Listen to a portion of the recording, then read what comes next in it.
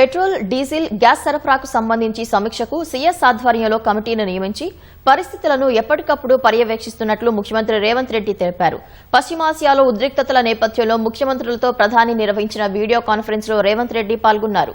33 జిల్లాల్లోనూ gas సరఫరా, petrol, diesel విక్రయాలు, black market నిరోధానికి కమిటీలు ఏర్పాటు చేసి నోడల్ అధికారులను నియమించినట్లు సీఎం తెలిపారు. ప్రాధాన్య క్రమంలో ఆసుపత్రులు, పాఠశాలలు, అనాథాశ్రమాలు, వృద్ధాశ్రమాలకు కమర్షియల్ గ్యాస్ సిలిండర్లను పంపుతున్నట్లు సీఎం వెల్లడించారు. ప్రతి బంక్లో స్టాక్ ఎంత ఉంది, ఎంత వినియోగిస్తున్నారనే దానిపై అధికారులు ఎప్పటికప్పుడు పర్యవేక్షణ చేస్తున్నారని తెలిపారు. తెలంగాణలో సాధారణ రోజుల్లో రోజుకు 36,189 కిలోలీటర్ల పెట్రోల్, డీజిల్ వినియోగం జరుగుతుందని, ప్రస్తుతం 1,88,210 కిలోలీటర్ల నిల్వలు ఉన్నట్లు సీఎం వివరించారు. పెట్రోల్, డీజిల్, గ్యాస్ కొరతపై సోషల్ మీడియాలో అపోహలు, భయాందోళనలు కలిగేలా పోస్టులు పెడుతున్న వారిపై చట్టపరమైన చర్యలు తీసుకుంటున్నట్లు తెలిపారు. తెలంగాణలో బొగ్గు, చమురు, గ్యాస్పై ఆధారపడటం తగ్గించి ఎలక్ట్రిక్ వాహనాల వినియోగాన్ని ప్రోత్సహిస్తున్నామని, పునరుత్పాదక విద్యుత్ ఉత్పత్తిని పెంచుతున్నామని ముఖ్యమంత్రి తెలిపారు.